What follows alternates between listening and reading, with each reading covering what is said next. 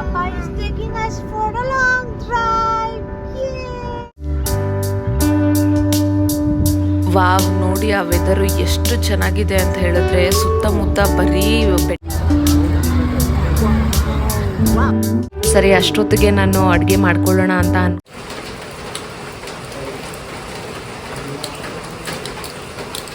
God's plan is better than man's plan ಬೇಕು ಅಂತ ಹೇಳಿ ಕೇಳಿ ಹಾಕಿಸ್ಕೊಂಡ್ರು. ನಂಗೆ ಫುಲ್ ಖುಷಿ ಆಗೋಯ್ತು.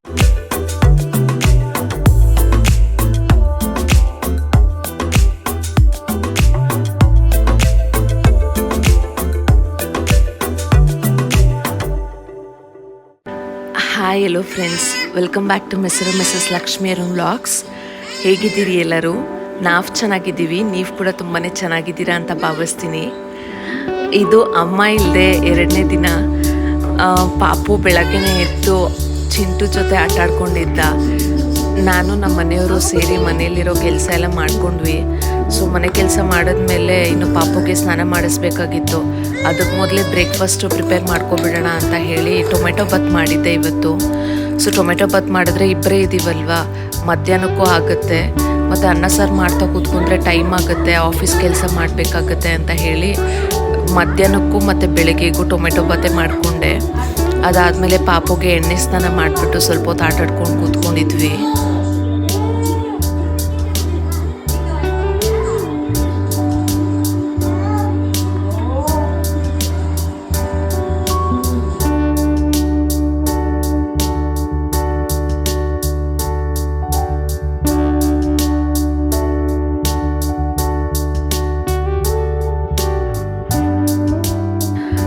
ನಮ್ಮ ಪುಟಾಣಿ ಯಾವಾಗ ನೋಡಿದ್ರು ಈ ನೆಟ್ ಹತ್ರ ಹೋಗ್ಬಿಟ್ಟು ಕೂತ್ಕೊಂಡ್ಬಿಡ್ತಾನೆ. ಚಿಕ್ಕ ಮುದ್ದು ಇಲಿ ಮರಿ ಥರ ಅಲ್ಲೋಗಿ ಬಚ್ಚಿಕೊಂಡ್ಬಿಡ್ತಾನೆ. ಕರೆದ್ರೂ ಬರೋದೇ ಇಲ್ಲ ಅಂತಾನೆ. ಯಾವಾಗಲೂ ಅಷ್ಟೇ ನಿದ್ದೆ ಮೂಡಲ್ಲಿ ತಿಳ್ಕೊಂಡು ಹೋಗಿ ಅಲ್ಲಿ ಕೂತ್ಕೊಂಡಿರ್ತಾನೆ. ಅದು ಏನನ್ನು ನೋಡ್ತಾನೆ ಅವನು ಅಂತಾನೆ ಗೊತ್ತಾಗೋದಿಲ್ಲ ನಮಗೆ. ಕೆಳಗಡೆ ಬಗ್ಗೆ ನೋಡ್ತಾನೆ ಅನ್ಸುತ್ತೆ. ಸಮ್ಟೈಮ್ಸ್ ಅವನು ಚಿಂಟು ಕೂಡ ಅಲ್ಲಿ ಆಟ ಆಡ್ಕೊಂಡಿರ್ತಾನೆ ಕೆಳಗಡೆ ಕಾಟ್ ಹತ್ರ. ಮೇ ಬಿ ಅದನ್ನು ನೋಡ್ಕೊಂಡು ಕೂತಿರ್ತಾನೆ ಅನಿಸುತ್ತೆ. ಸೊ ಆಫೀಸ್ ಕೆಲಸ ಕೂಡ ಮುಗಿಸ್ಕೊಂಡ್ವಿ ಇವತ್ತು. ಅಮ್ಮನ ತುಂಬಾ ಮಿಸ್ ಮಾಡ್ಕೋತಾ ಇದ್ವಿ. ಅವಾಗವಾಗ ಫೋನ್ ಮಾಡ್ತಾಯಿದ್ರು, ಬಟ್ ಫೋನಲ್ಲಿ ಮಾತಾಡೋದಕ್ಕೂ ಅವ್ರ ಜೊತೇಲಿರೋದಕ್ಕೂ ತುಂಬಾ ವ್ಯತ್ಯಾಸ ಇದೆ. ನಮ್ಮ ಮನೆಯವ್ರು ಪದೇ ಹೇಳ್ತಾಯಿದ್ರು, ಇನ್ನೂ 1 ವಾರ ಬಿಟ್ಟು ಬರ್ತಾರೋ ಇಲ್ಲ 2 ದಿನಕ್ಕೆ ಬಂದುಬಿಡ್ತಾರೋ ಇಲ್ವೋ, ಅವ್ರು ಇಲ್ಲದೆ ತುಂಬ ಕಷ್ಟ ಆಗ್ತಾಯಿದೆ ಅಂತ ಹೇಳ್ತಾಯಿದ್ರು. ಇನ್ನು ಆಫೀಸ್ ಕೆಲಸ ಎಲ್ಲ ಮುಗಿಸಿದ್ಮೇಲೆ ಈವ್ನಿಂಗು ನಮ್ಮ ಮನೆಯವ್ರು ಹೊರಗಡೆ ಕರ್ಕೊಂಡೋಗಿದ್ರು. ಎಲ್ಲಿಗೆ ಅಂತ ಕೇಳಿದ್ರೆ ಅರ್ಧದರಿಲಿ ಹೇಳಿದ್ರು ಬನ್ನೇರುಘಟ್ಟ ಜಾತ್ರೆಗೆ ಕರ್ಕೊಂಡು ಹೋಗ್ತಿದ್ದೀನಿ ಅಂತ. ಆ್ಯಕ್ಚುಲಿ ಬನ್ನೇರುಘಟ್ಟ ಜಾತ್ರೆ ಮುಗ್ದೋಗ್ಬಿಟ್ಟಿತ್ತು. ಅದಾದಮೇಲೆ ಕರ್ಕೊಂಡೋಗಿ ಏನು ಯೂಸ್ ಇಲ್ಲ, ಮತ್ತು ಏನು ಕರ್ಕೊಂಡು ಹೋಗ್ತಾ ಇದ್ದೀರಾ ಅಂತ ಕೇಳಿದೆ. ನಾನು ಮೊನ್ನೆ ಕೋಪ ಮಾಡ್ಕೊಂಡಿದ್ದೆ ಕರ್ಕೊಂಡೋಗಿಲ್ಲ ಅಂತ. ಅದಕ್ಕೆ ಅವರು ಸರ್ಪ್ರೈಸಿಂಗಾಗಿ ಅಲ್ಲಿ ಕರ್ಕೊಂಡು ಹೋಗ್ತಾಯಿದ್ರು.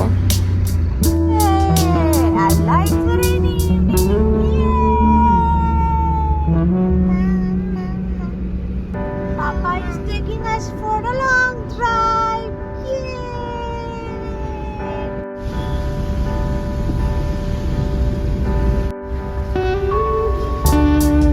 ಜಾತ್ರೆ ಮುಗ್ದೋಗಿದ್ರೆ ಏನಾಯಿತು, ದೇವಸ್ಥಾನಕ್ಕೆ ಹೋಗೋಣ ಬಾ ಅಂತ ಕರ್ಕೊಂಡೋದ್ರು. ಆ್ಯಕ್ಚುಲಿ ವೆದರ್ ತುಂಬಾ ಚೆನ್ನಾಗಿತ್ತು. ಅದು ಹೆಂಗೆ ಅಚಾನಕ್ಕಾಗಿ ಮಳೆ ಬಂತು ಅಂತಲೇ ಗೊತ್ತಿಲ್ಲ. ವೆದರ್ ಅಂತೂ ಮಸ್ತಾಗಿತ್ತು. ನನಗಂತೂ ಫುಲ್ ಖುಷಿಯಾಗೋಯ್ತು. ಮಳೆ ಮತ್ತು ಆ ವೆದರು, ಆ ಕ್ಲೌಡ್ಸ್ ಎಲ್ಲ ಎಷ್ಟು ಚೆನ್ನಾಗಿತ್ತು ಅಂದರೆ, ದೇವಸ್ಥಾನದ ಹತ್ರ ಆ ಎನ್ವಿರಾನ್ಮೆಂಟೇ ತುಂಬ ಚೆನ್ನಾಗಿತ್ತು. ಅಲ್ಲಿ ಹಿಲ್ಸ್ ಇದೆ, ಅಲ್ಲಿ ಸುತ್ತಮುತ್ತ ತುಂಬ ಚೆನ್ನಾಗಿತ್ತು ವಾತಾವರಣ. ಗಾಳಿ ಅಂತೂ ತುಂಬ ಚೆನ್ನಾಗಿತ್ತು. ಆ್ಯಕ್ಚುಲಿ ನಾವು ದೇವಸ್ಥಾನಕ್ಕೆ ಹೋಗೋದಕ್ಕೆ 2 ದಿನ ಮುಂಚೆನೇ ಒಂದ್ಸತಿ ಹೋಗಿ ನೋಡ್ಕೊಂಡು ಬಂದಿದ್ವಿ, ಜಾತ್ರೆ ಹೆಂಗಿದೆ, ಏನು ರೆಡಿ ಆಗ್ತಿದೆಯಾ ಅಂತ. ಅವತ್ತು ಹೋದಾಗ ತುಂಬಾ ಶಾಪ್ಸ್ ಇದ್ವು. ನಾವು ಹೋಗಿದ್ದ ದಿನಕ್ಕೆ ಆಲ್ರೆಡಿ ಜಾತ್ರೆ ಮುಗ್ದೋಗಿತ್ತು ಅಲ್ವಾ, ಓನ್ಲಿ ಫ್ಯೂ ಶಾಪ್ಸೇ ಇದ್ವು.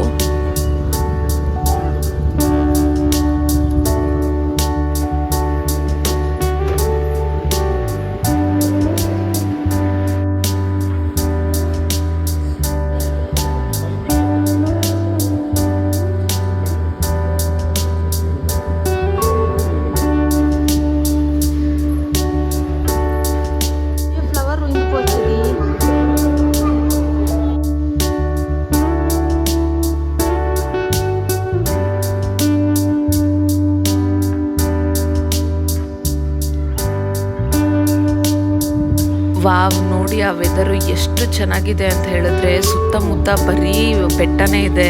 ಗಾಳಿ ಅಂತೂ ಮಸ್ತಾಗಿತ್ತು, ಮತ್ತು ತುಂತುರು ಮಳೆ ಬೇರೆ ಬರ್ತಾ ಇತ್ತು. ಅಂದರೆ ಪಾಪು ಇದನ್ನೇ ತುಂಬ ಹೊತ್ತು ಇರಬಾರ್ದು ಅಂತ ಹೇಳಿ ನಮ್ಮ ಮನೆಯವ್ರು ಕರ್ಕೊಂಬಂದ್ಬಿಟ್ರು. ನಾವಿಬ್ಬರೇ ಇದ್ದಿದ್ರೆ ಇನ್ನೂ ತುಂಬ ಹೊತ್ತು ಇರ್ಬೋದಾಗಿತ್ತು. ಮಸ್ತಾಗಿತ್ತು ಮಾತ್ರ ವೆದರು, ಚೆನ್ನಾಗಿ ಅನ್ನಿಸ್ತು ನನಗೆ. ಇಲ್ಲಿ ಮೇಲೆ ಬೆಟ್ಟದ ಮೇಲೆ ಕೂಡ ಒಂದು ದೇವಸ್ಥಾನ ಇದೆ. ಮತ್ತು ನಮಗೆ ಏನಾದರೂ ಫ್ಯಾಮಿಲಿ ಪಿಕ್ನಿಕ್ ಏನಾದರೂ ಮಾಡಬೇಕು ಅಂತ ಹೇಳಿದ್ರೆ ಅಡುಗೆ ಮಾಡ್ಕೊಂಡು ಬಂದ ಮೇಲೆ ಕೂಡ ತಿನ್ಬೋದು. ಆ ಥರ ಎಲ್ಲ ಹೋಗ್ತಾರೆ ಮೇಲೆ. ಆ ಕಡೆ ಕಾಡು ಕೂಡ ಇದೆ. ಒಂದಿನ ನಾವು ಕೂಡ ಟ್ರಿಪ್ಪಿಗೆ ಮಾಡಬೇಕು ಅಂತ ಆಸೆ ಇದೆ ನನಗೆ. ಫ್ಯಾಮಿಲಿ ಜೊತೆಲೆಲ್ಲ ಹೋಗಿ ಅಡುಗೆ ಮಾಡಿಕೊಂಡು ತಿನ್ಕೊಂಡು ಬರಬೇಕು ಅಂತ. ನೋಡೋಣ, ಪ್ಲ್ಯಾನ್ ಮಾಡಬೇಕು. ನಮ್ಮ ಅಕ್ಕ ಮತ್ತು ಶಿಲ್ಪ ಜೊತೆ ಕೇಳಿಬಿಟ್ಟು ಒಂದು ದಿವಸ ಹೋಗಬೇಕು. ಹೊರ್ಗಡೆ ಬಂದು ನೋಡಿದ್ರೆ ಅಂತೂ ಕಾರ್ ಮೋಡ ಎಷ್ಟು ಕೌದ್ಬಿಟ್ಟಿತ್ತು ಅಂದರೆ, ಎಷ್ಟು ಜೋರು ಮಳೆ ಬರುತ್ತೋ ರಾತ್ರಿಗೆಲ್ಲ ಅಂತ ಅನ್ನಿಸ್ತಾ ಇತ್ತು.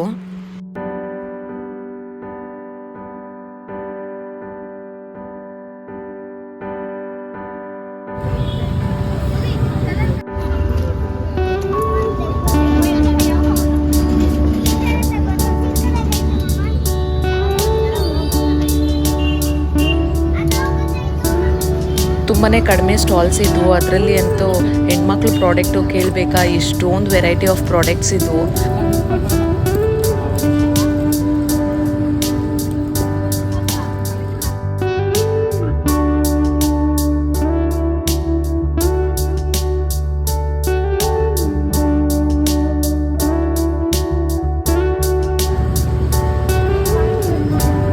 ಆಂಟಿ, ಅದು ಪಿಂಗಾಣಿ ಎಷ್ಟು?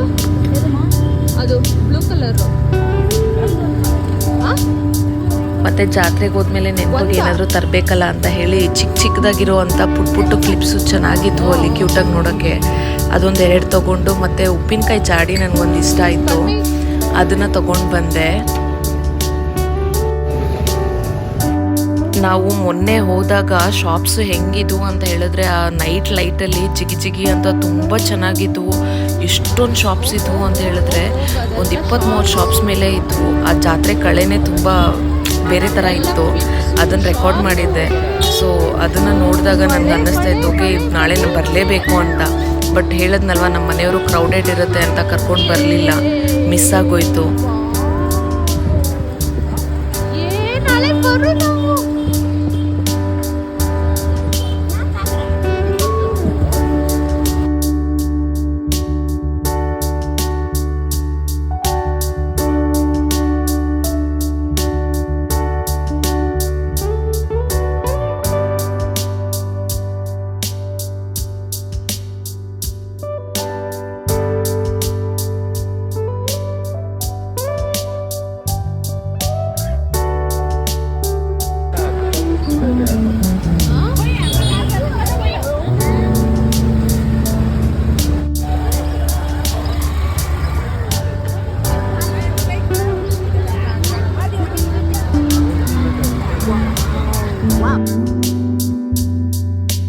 ದೇವಸ್ಥಾನದಲ್ಲಿ ಕಲ್ಯಾಣೋತ್ಸವ ಇತ್ತು. ಅದನ್ನು ನೋಡಿಕೊಂಡು ಪುಳಿಯೋಗರೆ ತಿನ್ಕೊಂಡು ಮನೆಗೆ ವಾಪಸ್ಸಾದ್ವಿ.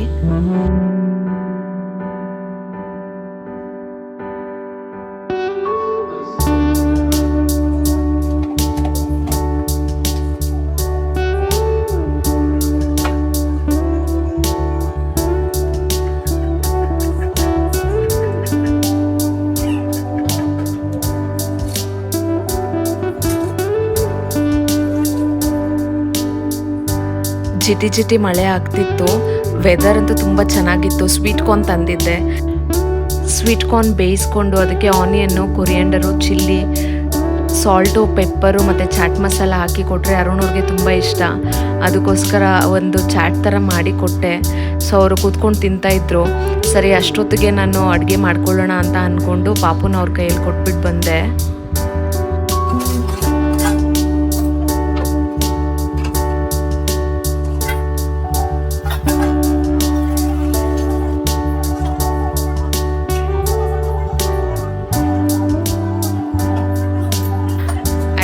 ಬೆಳಗ್ಗೆ ಮಾಡಿ ಟೊಮೆಟೊ ಬಾತು ಮಧ್ಯಾಹ್ನ ತಿನ್ಕೊಂಡಿದ್ವಿ. ಸಾಂಬಾರು ಏನೂ ಇರಲಿಲ್ಲ.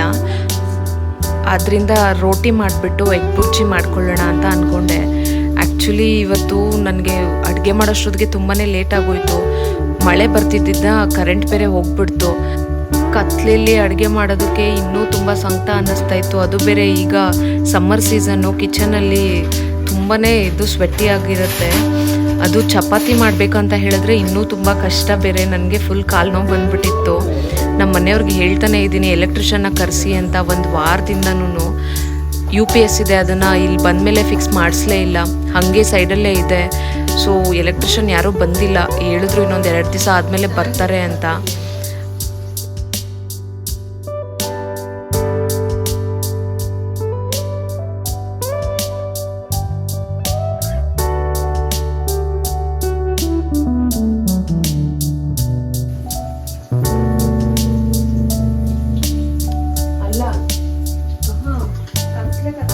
ನನಗೆ ಆಲೂಗಡ್ಡೆ ಹಾಕಿ ಎಗ್ ಬುರ್ಜಿ ಮಾಡೋದಂದರೆ ಒಂಥರ ಇಷ್ಟ. ಬೆಂಗಾಲೀಸು ಅದನ್ನು ತುಂಬ ಚೆನ್ನಾಗಿ ಮಾಡ್ತಾರೆ. ನಾನು ಫಸ್ಟು ಆಫೀಸಲ್ಲಿ ವರ್ಕ್ ಮಾಡ್ತಿರೋವಾಗ ಒಬ್ಬರು ತೊಗೊಂಡು ಬರ್ತಿದ್ರು. ಅದು ನಂಗೆ ತುಂಬ ಇಷ್ಟ ಆಗ್ತಾಯಿತ್ತು. ಅದಕ್ಕೆ ನಾನು ಯಾವಾಗಾದರೂ ನಾನೇ ಮಾಡ್ಕೊಳ್ಳೋವಾಗ ಆಲೂ ಹಾಕ್ಬಿಟ್ಟು ಎಗ್ ಬುರ್ಜಿ ಮಾಡ್ಕೊಳ್ತೀನಿ. ತುಂಬ ಚೆನ್ನಾಗಿರುತ್ತೆ ಅದು ರೋಟಿ ಜೊತೆ ಕಾಂಬಿನೇಷನ್ನು. ನೀವು ಕೂಡ ಒಂದು ಸತಿ ಟ್ರೈ ಮಾಡಿ, ತುಂಬ ಟೇಸ್ಟಿಯಾಗಿರುತ್ತೆ.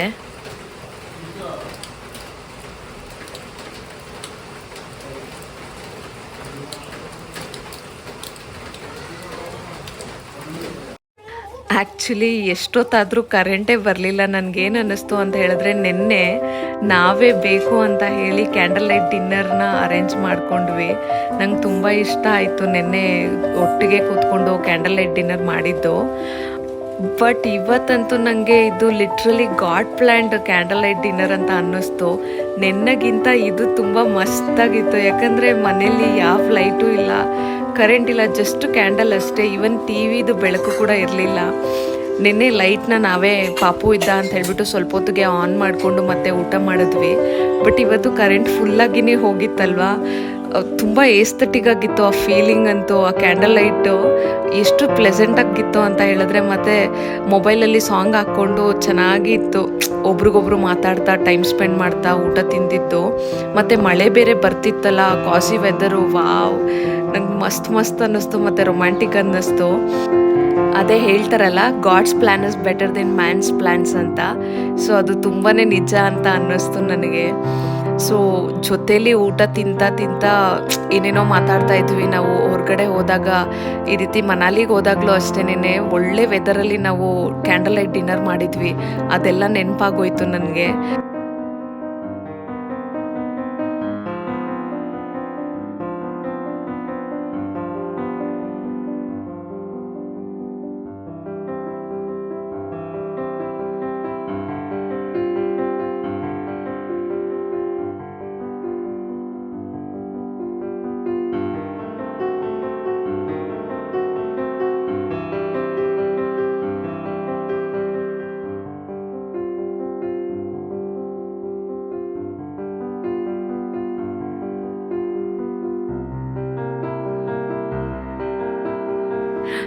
UPS ಇಷ್ಟು ತಿಂಗಳು ಯಾಕೆ ರೆಡಿ ಮಾಡಲಿಲ್ಲ, ಎಲೆಕ್ಟ್ರಿಷಿಯನ್ ಯಾಕೆ ಬರಲಿಲ್ಲ ಅಂತ ಇವಾಗ ಗೊತ್ತಾಯಿತು. ಎಲ್ಲದಕ್ಕೂ ಒಂದು ರೀಸನ್ ಅನ್ನೋದು ಇದ್ದೇ ಇರುತ್ತೆ ಅಲ್ವಾ. ಸೊ ನನ್ನ ಎಫರ್ಟ್ಸು ವ್ಯರ್ಥ ಆಗಲಿಲ್ಲ. ಅಷ್ಟೊಂದು ಕಷ್ಟಪಟ್ಟು ರೋಟಿ ಮಾಡಿದ್ದೆ. ಚಪಾತಿ ಜೊತೆಲಿ ಆ ಎಗ್ ಬುರ್ಜಿ ಅಂತೂ ತುಂಬ ಟೇಸ್ಟಿಯಾಗಿತ್ತು. ನಮ್ಮ ಮನೆಯವರಂತೂ ಇನ್ನೂ ಸ್ವಲ್ಪ ಬೇಕು ಅಂತ ಹೇಳಿ ಕೇಳಿ ಹಾಕಿಸ್ಕೊಂಡ್ರು. ನಂಗೆ ಫುಲ್ ಖುಷಿ ಆಗೋಯ್ತು.